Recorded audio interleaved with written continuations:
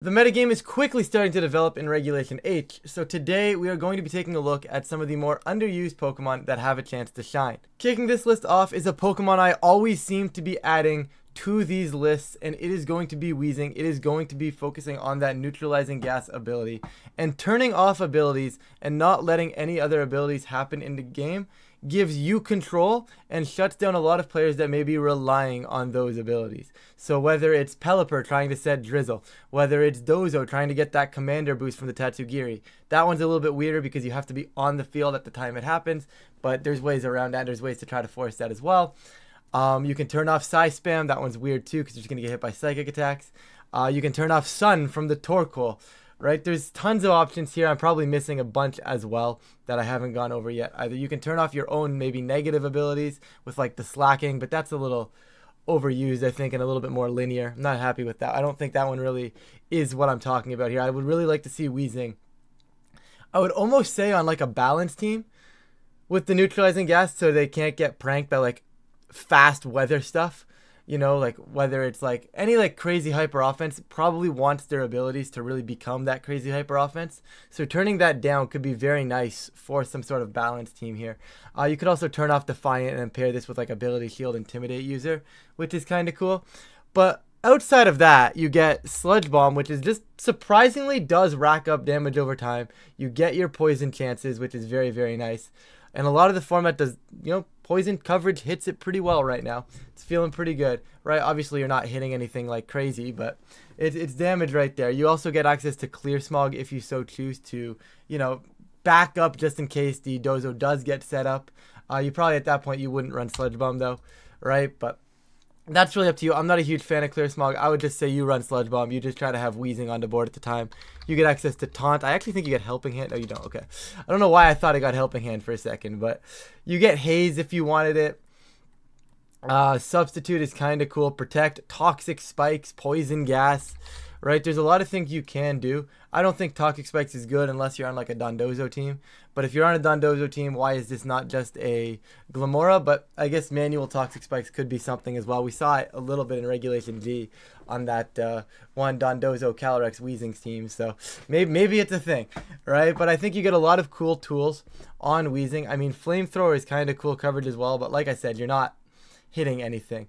But I think the big thing here is turning off those abilities, being able to taunt certain things that really want to stop you, and you actually have a pretty decent defense stat, so you can kind of bulk it out this way. You don't really need to worry about speed, and you can kind of just live hits, stay on the field, and just make your opponent learn to play the game without having abilities, right? And it just shuts off a lot, and I think that's something that's not talked about enough. When you can turn off your opponent's almost entire strategy at times, it's really, really difficult for your opponent to learn how to adapt to that, especially in a metagame where right now Weezing isn't very common. There's less likely that people are going to be prepared to play games without their abilities. Now, granted, there's still some drawbacks, right? Because obviously you don't get abilities either. So I think finding that right team is going to be crucial to make Weezing work. But I definitely think there's an opening for Weezing to work. Moving on, we got Braviary, and Braviary is one of those fun ones. It always seems to kind of creep into the meta at some point, lasts for about a day and a half, and then it's just like, yeah, I'm going to go back to the retirement home. But this time I actually do think Braviary has something here, and that normal flying typing is very, very nice versus Mouseape. Defiant is also very, very strong. Just can't get intimidated pretty much unless they want to give you a boost, which I don't mind if I do, is what I would say. But then the flying coverage, which similar to that poison coverage, hits a lot right now. Whether it's those fighting types people are trying to put on teams, whether it's the grass types, whether it's the Pokemon that Terra to grass type. There's a lot going on with flying coverage, and Strong Brave Bird is a very, very good way to start applying that flying coverage. You also don't need a normal move, so you have coverage. And because you have coverage, I would recommend Close Combat.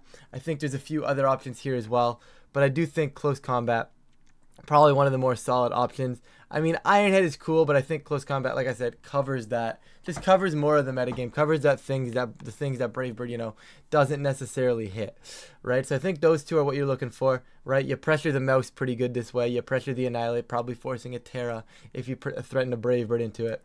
Then you get access to Tailwind, and I think Tailwind is what sets this Pokemon apart from a lot of the other pieces that would necessarily be breaking Mouseape. because what you're able to do is the mouse ape has to be scared. The mouse has to be scared of close combat. The ape has to be scared of Brave Bird. But now both of them have to be scared of Tailwind, plus something you can maybe pair beside Braviary.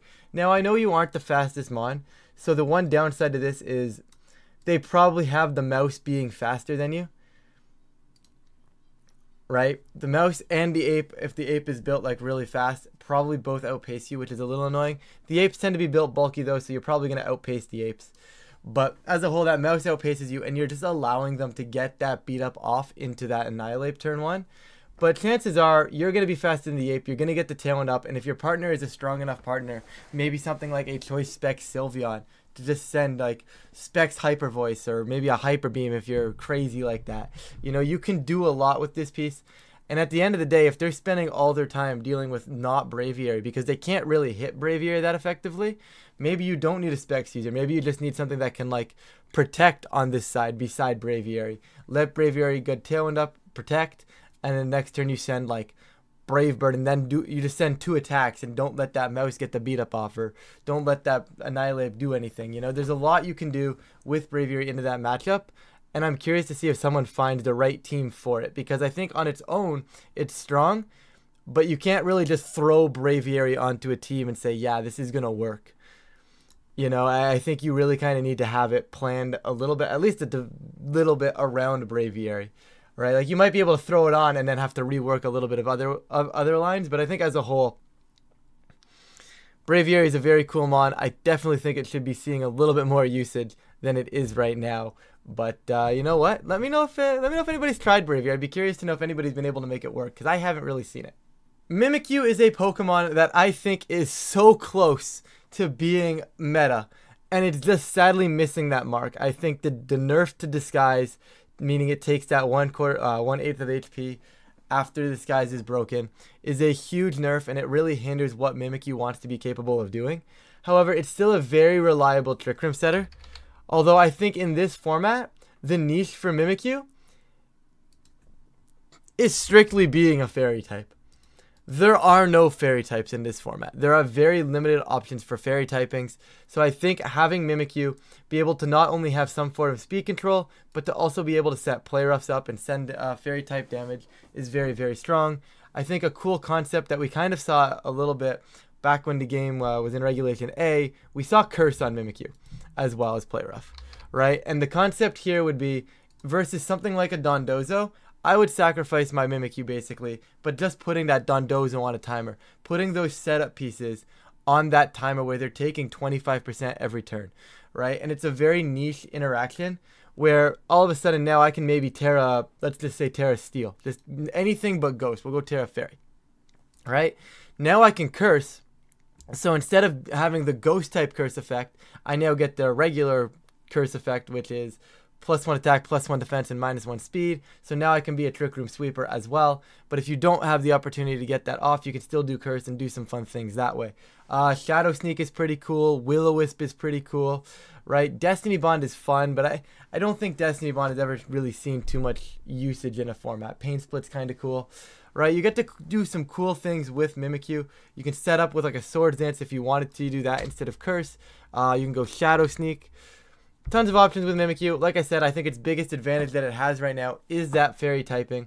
You do need to double up in order to kill it, which I feel like you can use that in a way similar to a spot where it's like you have really good Pokemon beside Mimikyu. And if you run Swords Dance or you run a really good setup move, you can say, hey, let's force you to hit Mimikyu. You got to hit Mimikyu twice, and that should leave the door open for the rest of my team to do something. Or you don't hit Mimikyu twice. Mimikyu gets to go ahead and Swords Dance up, and now you have to deal with the Mimikyu that's now becoming a threat. So I think that's kind of the way I would approach Mimikyu here. I do think Curse is a very cool option as well. It's a very cool Dondozo answer, right? Because if you have your Disguise and they Wave Crash you, you just all it does is break the Disguise, you set the Curse, and then you go from there, right? Taking that 25% each turn. I know you lose 50% of your health, but sometimes that's all you need from a piece, especially versus those setup pieces, right? Because you put them on a timer, it's really, really good. Mimikyu so close to being good. I don't know if it actually is, but it's definitely fun. I definitely think you can probably win some games with it. Moving on to another Ghost type here, we've got Cerulege, and Cerulege is a really weird one because it wants to be good. right? It wants to be good. The fire ghost typing is pretty good. You get access to flash fire. You can go Terra Grass if you wanted to. You can do Terra Dark as well and just like completely wall out Psy Spam, which is the one I'm going to talk about right now. The only thing that you don't wall out on the Psy Spam team right now is the Hatterene. Not all of them have added Hatterene, so you can go Terra Dark this way. It's a very consistent option because it forces them to bring the Hatterene. You still have 5 other mons on a team where you put Ceruledge to deal with the Hatterene, or like maybe the Ursaluna Blood Moon, which you probably don't want to be in front of, but you can bulk up for that, right? You can just bulk up in front of that. You get to go Bitter Blade to get your health back as well. Torkoal is only boosting that Bitter Blade. It can barely touch you. Technically, Terra Grass might be more consistent just for the sake of flipping weaknesses, which is very nice, so that is something to consider. You can go Shadow Sneak. You can go Poltergeist if you wanted to. I didn't realize you got Clear Smog, so I guess technically you can be a Dondozo answer. I wouldn't do that, but you definitely can. Ally Switch is funny. You know, you get cool things. I want this Pokemon to be really, really strong, but I just sadly think its best niche is like that random niche where all of a sudden you shut down a lot of that hard Trick Room core. And if you can find the right team for Ceruledge with that, I think you're going to see a lot of success. I'm going to go Poltergeist for now on this fake set here, but it's weird, right? You could technically go Curse over Bulk Up, but the problem once again with the Curse is like you have to tear it out of being a ghost type for that. Grass, like I said before, very consistent. You can do a lot. You've got good stats, right? Like Armarouge sees a ton of play. I think Ceruledge should be able to see play as well. Your speed stat's actually not as bad as I thought it was. I thought your thing was a lot slower, so maybe that's something to consider, right? Maybe you can like pair this on like a Tailwind team and outpace Dragapult that way. That's a pretty cool cook, I think. That being said, though, I think you're looking at Flash Fire. You can do some fun stuff with weak armor.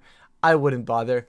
I think Flash Fire and like Terra and using this as like that wall to the Psy Spam is where I would put Ceruledge. However, I think there are other usages for it where you go Terra Grass setup and just try to be that setup piece in the format. You know, you probably just wall out Volcarona too. Now I'm looking at it, like if you bring in like Ceruledge, Terra Grass, you probably just wall out Volcarona. It can't touch you, right? You set up, they set up. I mean, they can get +6 Giga Drain, but you get it all back with a Bitter Blade. So I think it's a very interesting option for the Ceruledge right now. To be, it's an interesting time for it. I think there's an opening. I don't know what that opening is or on what team, but I do think there might be an opening for Ceruledge. Conkeldurr time, and maybe I am too focused on old meta games. Maybe I am too focused on like looking for nostalgia, but I don't know. I think Conkeldurr is good. The problem I have with Conkeldurr is it needs to be on a Trick Room team, in my opinion. The speed does not do it any favors. It's not quite slow enough to be that piece that you throw on a team as a Trick Room answer, because, you know, back in the day, people would like, oh, you'd just have Conkeldurr. If they set Trick Room, well, you've got one of the slower pieces on the board and you're good. It's not quite slow enough for that, given the Hatterenes, given the Torkoals, right? But it's still somewhat decent for that. I think you'd want it on a Trick Room team. You have two options. You can go Flame Orb Gut stuff, which I think is very strong, but you can also go ahead and go Assault Vest. And with the stats that you have, good HP stat, good defense stat, very strong attack stat, along with a questionable special defense, Assault Vest is very, very nice on Conkeldurr. The only problem you run into there is there's a lot in this format that wants to have an Assault Vest, right? But as a whole, you get access to cool moves. You can go Drain Punch. You can go Iron Fist if you really wanted to. Guts is fun that way, like if they do happen to try and burn you, or you can switch it on a burn. It's pretty fun there as well. Sheer Force is kind of cool. You get 3 pretty good abilities is all I'm trying to say. But anyways, Drain Punch, you can go ahead and go Close Combat. What else do you get? Coaching, which is fun, but I think this is the Pokemon that you want to be doing damage with. You get the Elemental Punches for type coverage as well. So like Ice Punch is a very strong option here.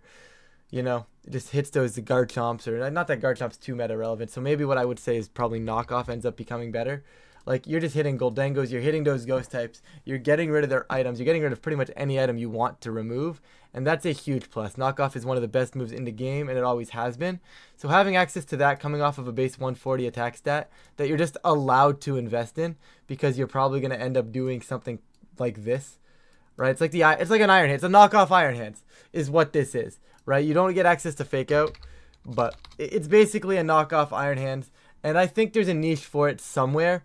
Where exactly that niche sits right now, I think is on those Trick Room teams. It's just a matter of finding the right Trick Room team for it. Because, like, you can put it on over the Gallade, but Gallade is super important on those teams because Gallade gets access to Wide Guard. Conkeldurr doesn't have that, does it? It does have access to Wide Guard. Hold on. So you just remove Gallade, and you put, you don't run a Self-Vest Wide Guard. You would run, like, I guess, Flame Orb Guts Wide Guard. Right? And now you just say, I don't care about Gallade. I'll run Conkeldurr instead of Gallade. I want Conkeldurr. Right? But this is a cool cook, right? Like, I think, like I said, it's about finding a slot to find it. Where do you slot it onto these hard Trick Room teams? Or onto these teams that have that Trick Room mode? Where do you slot it in? Because oftentimes there are better mons. But I think there is a niche for Conkeldurr. And I think it has potential to do really, really well. Especially just because Flame Orb, you Drain Punch it all back up. You know, it just feels like a good piece. It feels like it should be around more than it really is. Speaking of being addicted to old formats, we've got Drifblim now. And Drifblim is one of those Pokemon that is really, really cool because you get Unburden. And with whether or not you're on the Indeedee team with the Psychic Seed, or whether or not you're on the Rillaboom team with the Grassy Seed, you have a very good way to get that Unburden procced. Right, so you're going to go, I'll just go Grassy Seed for the sake of the argument. You can easily do this with Psychic Seed. But you're going to get that Seed procced, and you're going to have access to something like Acrobatics, which is, sadly, in my opinion, its best way to do damage. I'll come back to that in a second. You're using this for support. You get access to Haze if you wanted to. You don't get Taunt, sadly, but you do get access to stuff like Tailwind. You get access to stuff like, if you really wanted to do Minimize Baton Pass, you technically could, right? You get Disable. I believe you get Hex as well, in case like you can go Will-O-Wisp into Hex stuff. That's a cool cook as well. You can go Tailwind and then drop Icy Winds. Once again, Knockoff is a very strong move. Probably doesn't do much here. Strength Sap is very, very cool as well. Thunder Wave if you're looking for additional support there. I mean, I think what you're looking at, like a standard set, you're looking for Strength Sap or Will-O-Wisp.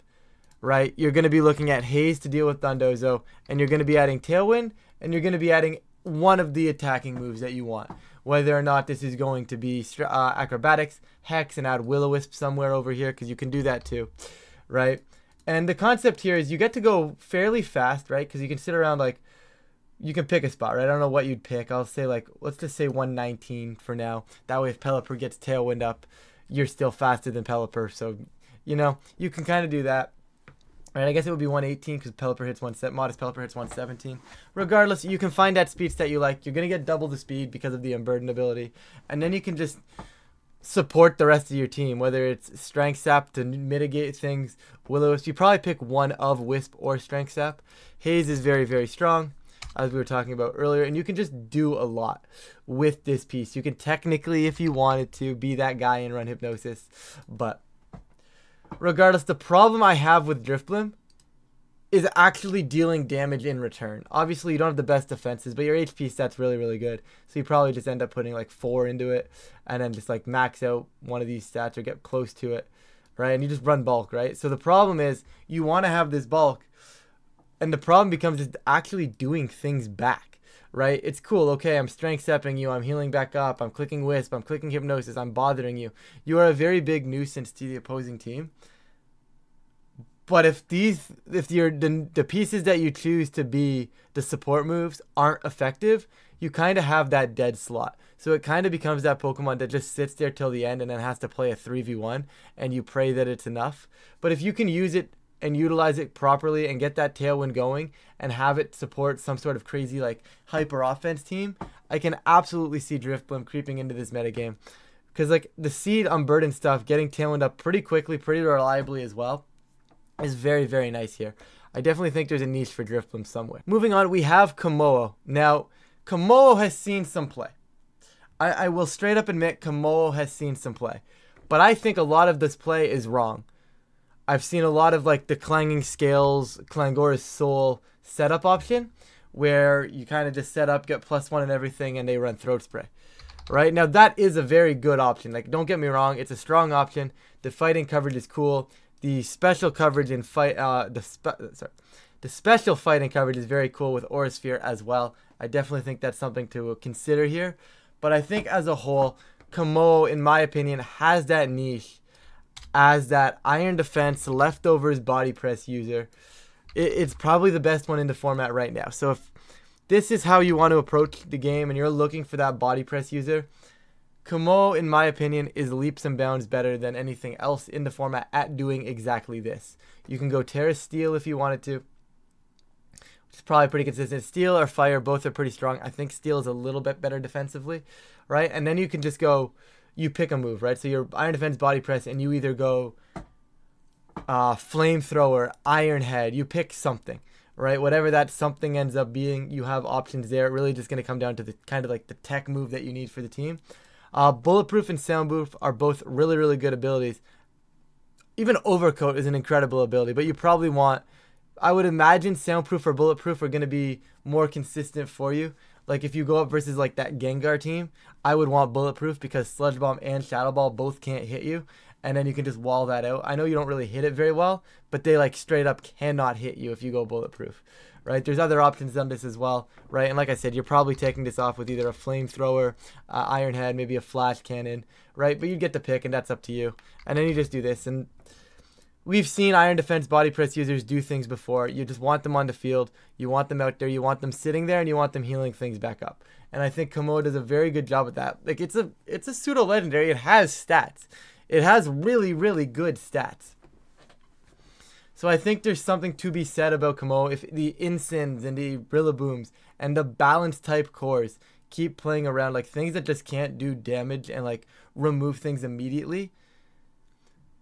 If those stick around, I think Kamo has a huge potential in the format. Obviously right now the problem is like that Psy Spam, the Dondozo stuff going around. Kamo doesn't really appreciate that. But if balance starts creeping into the metagame again and those balancy teams with the Rillabooms, the Insins, I think Kamo has a niche, and I definitely think it could be a very good mod moving forward in this format. We are going to close this list off with Melodic. And with that being said, Melodic's main best ability, in my opinion, is that competitive ability. You know, if anybody tries to intimidate you or lower your stats, you're getting that +2 in special attack. And then you also get access to just really good defensive stats. Right, like 95, 79 on defense is a little low, but you can fix that with a certain moveset that I hate bringing up, but you know I'm going to bring up this moveset. But the stats overall are very strong, and the moveset I'm going to bring up and the moveset I'm going to recommend, I'm going to get some hate for it, but it is Muddy Water, it is Coil, it is Hypnosis. It would help if I could type. Just Muddy Water, Coil, Hypnosis, and then you either put Protect, you put Ice Beam, you put Recover. I'll put Recover just because getting health back is incredibly strong. And the concept here is you have a very good special defense stat. You take special hits pretty well. And then you can get Coil up, which is an attack boost, a defense boost, and an accuracy boost. So now with one Coil, your Muddy Waters are guaranteed to hit. With one with one Coil, your Hypnosis goes up. But with two Coils, your Hypnosis is pretty much guaranteed to hit. And at that point, they can't lower your stats back down, because if they try to lower your stats back down, you just have competitive and they're boosting your special attack anyways, and then you can send Muddy Water. You build this thing defensive, whether you go with a Citrus Berry or a Leftovers here, right? You have a lot of options for those items, and you can just kind of sit in front of a lot of metagames depending on how... It really is just going to come down to where the bulk comes from in this metagame, right? If, similar to the Kamo build, whereas if balance becomes a thing, this is very tough for balance to break. But if the hyper offense stays like king of the format, it's going to be a little bit tougher to get this setup going. It is a little bit of a slower setup. Although sometimes you're just able to get a Coil up and send Hypnosis, and that's enough to support the rest of your team. And I think this is a niche for Melodic. But then again, you also can just do like the non-insane set, and you can just run like Ice Beam. Do you still get access to Scald, or do you take it away? You do still get access to Scald, right? So you can like run the non-insane set, right? And do something like that and be much, you know, if you're worried about morals and you have morals, then you can run this set as a cool Dondozo check as well with the Haze. Cool check to some of the other setup stuff. I think there's cool options for Melodic.